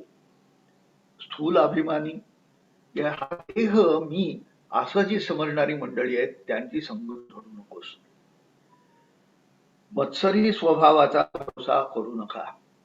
ज्याला दुसऱ्याचं भलं पाहवत नाही, माझ्याहून तो मोठा कसा, माझ्याहून तो शहाणा कसा असं ज्याला वाटतं त्याचा संग करू नका. वैराग्याशिवाय वेदांत मार्ग धरलेल्याचा सहवास भयंकर आहे. विषयांचं वैराग्य हे पायाभूत गोष्ट आहे. ही गोष्ट नसताना मी ब्रह्माशी समरसलो असं सांगणारा तो वेदांत आहे, तो आत्मसात करण्याचा प्रयत्न करणारी जी मंडळी आहेत ही बहुतेक वेळेला त्या विषयाच्या चिखलातच दलदलीतच गुंतून राहतात.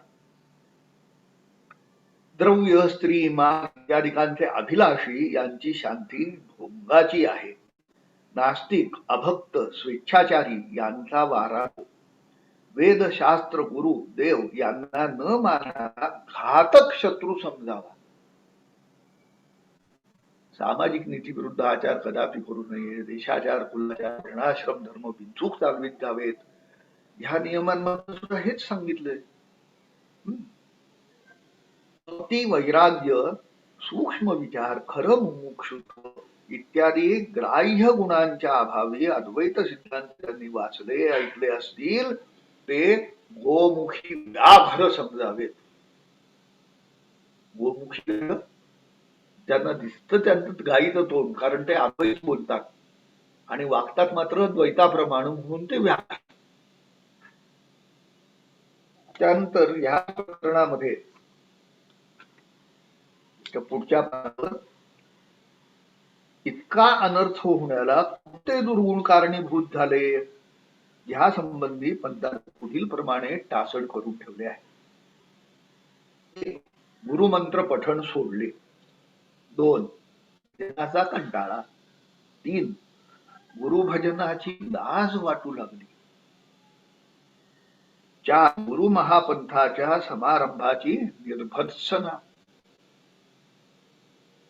आणि ह्या सगळ्या ज्या गोष्टी आहेत एकाहून एक वाईट आहेत बर का.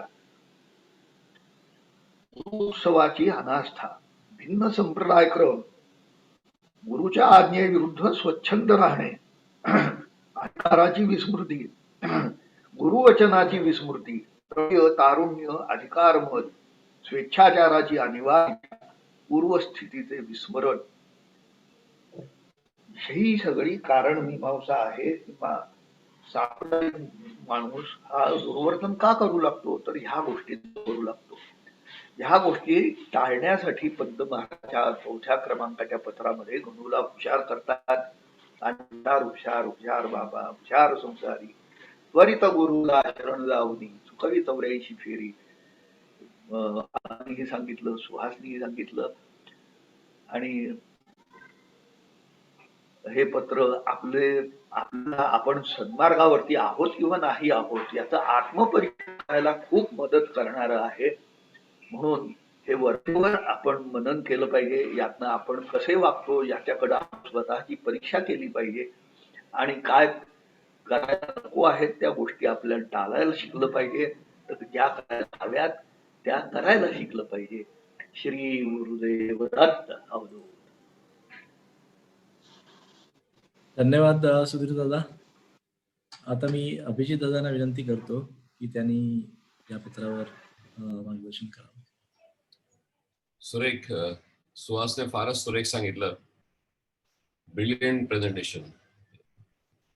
आणि हे परत ऐकण्यासारखं किंवा आपल्या बोधपीठाच्या युट्यूबवर नक्की सगळ्या लोकांनी ऐकावं असं प्रेझेंटेशन झालेलं आहे.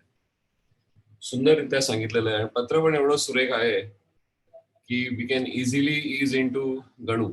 आणि आपण हे सगळे विषय या सगळ्या ह्याच्यातनं आपण गेलेलो आहोत असं मला वाटतं. आणि आपल्यासाठी एक मोठा लेसन आहे हे पत्र. अक्षरशः खूप मोठा लेसन आहे आपल्या सगळ्यांसाठी.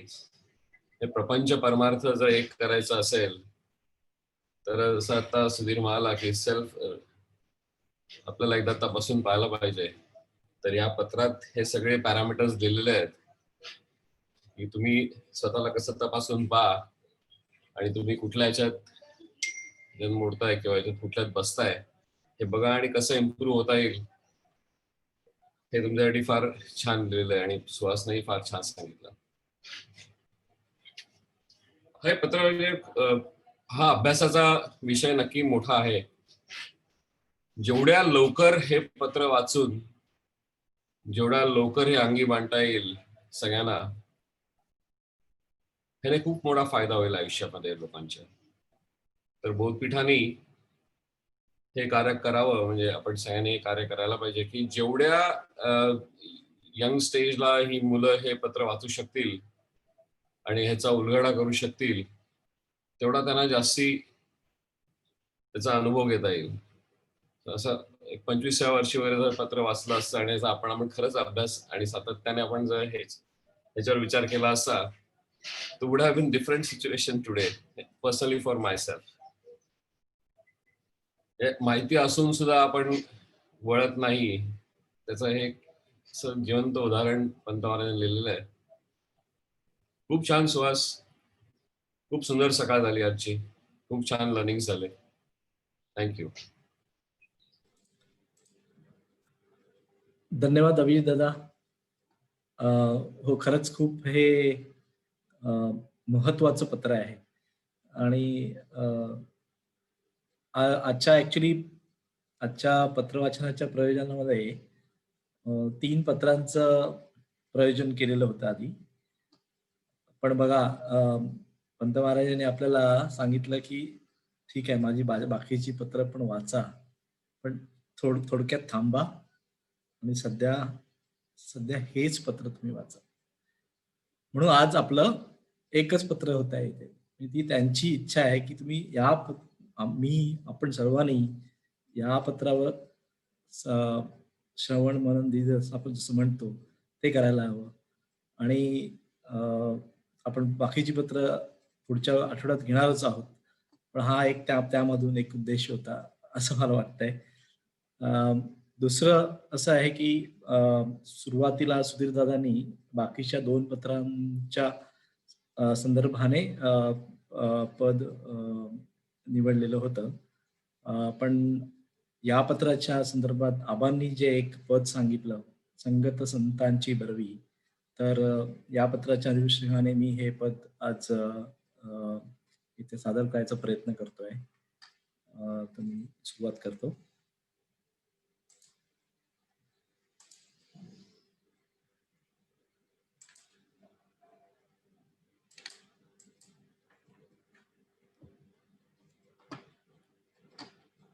अभिदा, स्क्रीन दिसतंय का? हो, दिसतंय. पद क्रमांक आहे 854, संगत संतांची बरवी. संगत संतांची बरवी, संगत संतांची बरवी, अंतरी भव बाधानुरवी, अंतरी भव बाधानुरवी, संगत संतांची बरवी, संगत संतांची बरवी, सचन संग पवित्र काशी, सचन संग पवित्र काशी, सत्क्रिया करवी, सत्क्रिया करवी, संगत संतांची बरवी, संगत संतांची बरवी, अंतरी भव बाधा नुरवी, अंतरी भव बाधा नुरवी, संगत संतांची बरवी, संगत संतांची बरवी, जान विवाहे संत चरणी, जान विवाहे संत चरणी, बहुताप शमवी, बहुताप शमवी, संगत संतांची बरवी, संगत संतांची बरवी, मुक्तिदाता सज्जन बोध मुक्तिदाता सज्जन बोध दत्त स्वरूप दावी दावी पंत स्वरूप दावी दावी संगत संतांची बरवी संगत संतांची बरवी अंतरी भव बाधा नुरवी अंतरी भव बाधा नुरवी संगत संतांची बरवी संगत संतांची बरवी संगत संतांची बरवी. श्री गुरुदेव दत्त. विश्वनाथ छान छान हा. सुरेख एकदम. छान. एक प्रश्न आला माझ्याकडे की हो. दुष्ट स्त्री पुरुष म्हणजे कोण? त्याच्यामध्ये संगत संतांची बरवी आपण समजू शकतो. संत म्हणजे सुष्ट, आणि जे संत नाहीत त्यांना काही दुष्ट म्हणता येईल सगळ्यांना असं नाही. पण दुष्ट कोण? तर विषय भोगामध्ये जे मग्न झालेले आहेत आणि सुख हे फक्त विषय भोगातच आहेत असं सांगून, म्हणजे मगाशी गोमुख व्याघ्र जसं म्हटलं पंत महाराजांनी की अद्वैत वेदांताचं तोंडानं बोलणं आणि चालताना मात्र विषयांच्या मध्ये वळवळणाऱ्या किड्याप्रमाणे वागणं, हे करणारी जी मंडळी आहेत ही दुष्ट मंडळी आहे. कारण यांचं बोलणं एक वेगळं आहे आणि यांचं वागणं हे त्याच्याहून वेगळं आहे. त्यांच्या वागण्याचा हेतू जो आहे हा वेगळा आहे. त्या वागण्यामध्ये बोलण्यात येणारं जे कळकळ प्रेम वगैरे ह्या ज्या गोष्टी आहेत ह्या अंतःकरणात बिलकुल राहत नाही. अंतःकरणामध्ये ते स्वतः विषयाला भुललेले लोक आहेत आणि ते इतरांनाही विषयांकडेच घेऊन जातात. अशी जी मंडळी आहेत त्यांना दुष्ट म्हणायचं. त्यामुळं दुष्टांची संगत सोड, दुर्जनांची संगत सोडा, हे जे पंत महाराजांचं सांगणं आहे हे आपण कटाक्षानं, मुख्य म्हणजे आपण कोणत्या वर्गात मोडतो स्वतः हे आपण पाहण्याची फार गरज आहे. आपण अद्वैत वेदांत बोलतो, गुरु माझा मीच आहे, मीच ब्रह्म आहे, मीच परब्रह्म आहे, सोहम असं आम्हीच म्हणतो आणि आमची आशा मात्र यत्किंचितही कमी होत नाही. असं जर होत असेल तर आम्ही आणि दुष्ट माणूस याच्यात काही फरक राहणार नाही. श्री गुरुदेव दत्त. अवधूत. धन्यवाद सुधीर दादा. आता मी लता त्यांना विनंती करतो की त्यांनी या पत्रावर मार्गदर्शन करावं.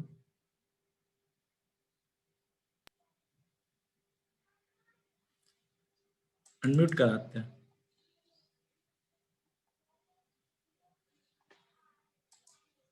नाही, अनम्यूट नाही झालाय अजून. एक मिनिट. हा, आता झालं. हो. सुहासनी नेहमीप्रमाणेच अतिशय सुरेख सादरीकरण केलं. सगळे संदर्भ घेऊन सादरीकरण केलं. एखादं पद मध्येच म्हटलं असतं तरी खूप छान वाटलं असतं. जसं त्यांनी नामस्मरणावरती सद्गुरु नामस्मरणा रसने तू करी उच्चारणा म्हटलं, ते पद म्हटलं असतं तरी जास्त आनंद झाला असता. आबा आणि सुधीर या दोघांचं मार्गदर्शन तर अमूल्यच असतं. त्यांनी छान मार्गदर्शन केलं. सगळे संदर्भ सांगून मार्गदर्शन केलं, पदांचं पण सांगितलं. त्यानंतर अभिजितने नेहमीप्रमाणेच आत्मपरीक्षण करत पदाचं विश्लेषण केलं. आता थोडं आणखीन सांगते. की हे जे गुमास्ते कुटुंब होतं, हे पहिले कृष्णराव गुमास्ते आणि गणू गुमास्ते, तर त्यांची पुढे जसं पुत्रबंधू स्फुटीकरण पण सांगितलं, की त्यानंतर त्यांच्या पुढे त्यांची जी मुलं, त्या मुलांना शिक्षणापासून वंचित राहावं लागलं, कारण काही उत्पन्नाचं साधन नव्हतं. त्यामुळे त्यांची खालावलेली परिस्थिती होती. तर ती बघून पंतांनी त्या मुलांना आपल्याकडे आणलं आणि त्यांचं शिक्षण केलं. म्हणजे क्षमा हा जो पंतांनी लेख लिहिलाय, तर तो लेख म्हणजे खरोखरच स्वतः ते आत्मसात केलं प्रत्येक. तसंच प्रेमतरंगामध्ये सद्गुरू कसा असावा याची खूप एक मोठीच्या मोठी, मला वाटतं एक पानभर पंतांनी त्याची वैशिष्ट्य सांगितली, की सद्गुरू कसा असावा. तर हे सगळं सद्गुरू कसा असावा हे त्यांनी स्वतः अंगीकारलं होतं. म्हणजे उपजतच होतं. तर असं पंतांचं हे अवधूत संप्रदायाचं लक्षण जे आहे निरंकुश स्थिती, ती निरंकुश स्थिती यावरून लक्षात येते, की कुठलाही अंकुश धरायचा नाही कुणावरती. निरंकुश वृत्ती जोडा, काय द्वैत व्हावं मनात, कुठले दत्तस्मरामध्ये जे आहे, तर तसं निरंकुश द्वैत भ्रांती मनी दवडा. हा हा द्वैत भाव मनिवनी दवडा, शांती, काय म्हटलं लक्षात येत नाही, ते चरण काय लक्षात येत नाही मला. भ्रांती भ्रांती हरा रे हरा रे. हा भ्रांती हरा रे भ्रांती हरा, अभिमान समूळ हरा रे, दत्त स्मरा रे दत्त स्मरा. बरोबर, थँक्यू. तर अशी ही निरंकुश स्थिती म्हणजे अवधूत संप्रदायाची लक्षणं यांनी सांगितली सुधीरनी, की विधी निषेध त्याग. ते अशी ही अवधूत संप्रदायाची लक्षणं, त्यातलं मुख्य लक्षण जे आहे निरंकुश स्थिती, सगळीच मुख्य आहेत, पण निरंकुश स्थिती ही स्वतःवरती स्वतः बाळगायचे. तर ती अंगभूतच होती. म्हणूनच जेव्हा बालमुकुंद महाराजांना विचारलं, की पंत महाराजांचं तुम्ही कसं सांगाल? मला वाटतं भागोजी कोपाने विचारलं होतं, की पंत महाराजांचं वैशिष्ट्य काय सांगाल? तर त्यांनी सांगितलं होतं, की हा पूर्णावतारीच आहे पहिल्यापासूनच. आणि म्हणूनच ते त्यांना शोधायला गेले. गवताच्या गंजीत लपलेले तिथे शोधायला गेले. कारण त्या शिष्याविषयीची इतकी कळकळ होती, की हा शिष्य मला पाहिजे संप्रदाय पुढे चालवायला. तर म्हणून हे थोडंसं मला वाटतं साईड ट्रॅक झालं माझं. पण अशी ही पंतांची वैशिष्ट्य आणि त्यांनी त्या सगळ्या वैशिष्ट्याला धरून, म्हणजे उपदजत अंगी असलेली जी वैशिष्ट्य आहेत, त्याला धरून हा सगळा बोध केलेला आहे. आणि तो बोध खरोखरच अभिजित म्हटल्यासारखं आपणही तो आत्मसात करायला पाहिजे आणि त्याप्रमाणे आपण आपलं वर्तन ठेवायला पाहिजे. श्री गुरुदेव दत्त. सुहास अतिशय सुरेख सादरीकरण, काय हरकत नाही, याच्यावर एक कीर्तन करू शकतोस तू. श्री गुरुदेव. याच्यासाठी आणखीन एक म्हणजे पुत्रबंधू स्फुटीकरण असल्यानंतर त्यानंतर पंथा स्फुरलेलं जे पद आहे ते, नमन करणे निंदकासी शांती साधन साधकासी, मलापहारी निंदक सरिता चित्त शुद्धी दे त्वरिता. काल जे म्हटलं, की वृत्ती आपली जरी अस्थिर असली तरी आपण शांती कशी बाळगावी, तर असं आहे, की मलापहारी निंदक सरिता चित्त शुद्धी दे त्वरिता. तेव्हा असं हे हे पत्र अतिशय मार्मिक पत्र आणि सुहासनी साधारण छान केलं. सुधीर आणि आबांनी नेहमीप्रमाणे मार्गदर्शन परिपूर्ण. अभिजितचं आत्मपरीक्षणही खूप छान असतं. आणि तू पण छान पद म्हटलंस, संगत संदाची संतांची बरवी. त्यामुळे तांत्रिक गोष्टी बरोबर ह्या पण गोष्टी चालू आहेत, हे अतिशय छान आहे. खूप छान, सुरेख. श्री गुरुदेव दत्त. धन्यवाद आत्या. अभिजित दादा, आता आजचं आपल्या या पत्रवाचनाच्या कार्यक्रमाचं पत्रवाचन झालेलं आहे. तर आरती घेण्याआधी आपल्याला काही डिस्कस करायचं आहे का? हे पत्र जे आहे that we can rewrite it, किंवा असं एक कोणीतरी अभ्यास करायला पाहिजे की आणि सोल्युशन, असं दोन्ही पंतांनी सांगितलं याच्यामध्ये. असं म्हणजे गणू वगैरे हे सगळं बाजूला ठेवून की आपण प्रपंचामध्ये जो करतो चुका सोल्युशन काय both has been given by Pant Maharaj. जो असा एक 2 कॉलम तयार करायला पाहिजेत त्या पत्राच्या पार्श्वभूमीवर, तर तो एक्सपेरिमेंट आपल्याला करायला हरकत नाही. असं एक क्लिअर असं छान असं आपल्याला एक कोण ही जबाबदारी घेईल की चुका आणि त्या पुढे लिहिलेलं सोल्युशन दोन्ही पंतांनी या पत्रात लिहिलेलं आहे. आपण करतो ती चूक आणि आपण ती कशी निस्तरायची, ही जबाबदारी कोण घेईल बोधपीठामध्ये? अभिजित, मी सुहासदांबरोबर कनेक्ट करून याचं बनवायचा प्रयत्न करतो आपल्या छान. आणि कोण? अरे तुम्ही तर बनवालच. अवधूत वारंगेला सांगायला हरकत नाही. चालेल, हरकत नाही.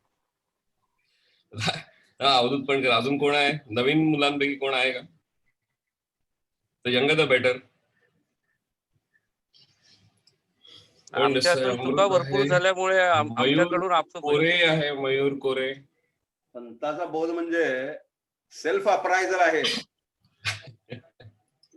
कारण त्या ठिकाणी त्यांनी दिलेल्या त्या बोधाच्या पातळीवर आपण कितपत उतरतो, आपण त्याचा कितपत अभ्यास करतो आणि तशा पद्धतीने वागतो का? गंमत अशी आहे, पंतांनी 9 नियम जे लिहिले ते 9 नियम जर पाळले तर तो 10वा नियम आपसुकच पाळला जातो. आपसुकच तो आपल्या अंगी बाणतो. तसं आपण प्रत्येक गोष्ट पंतांनी लिहिलेली आहे ती फक्त न बोलता किंवा फक्त समोरच्याला न सांगता ती आपल्या अंगी किती बांधली मी याचं सेल्फ अप्रायझल जरी केलं तरी ह्या पत्राला छान उत्तर समर्पक हे मिळेल असं मला वाटतं. दाद मिळेल. संतोष, एखाद्या गोष्टीचा व्यत्यासही असतो. त्याप्रमाणे तू जे आता म्हटलंस त्याप्रमाणे 10वं वचन जे आहे ते जर पाळलं तर उर्वरित 9 वचन आपोआप पाळली जातील. नित्य भजनानंदे खेळू सद्गुरुपदी सर्वस्व वाळू सद्गुरुपदी सर्वस्व वाळू सद्गुरुपदी सर्वस्व वाळू.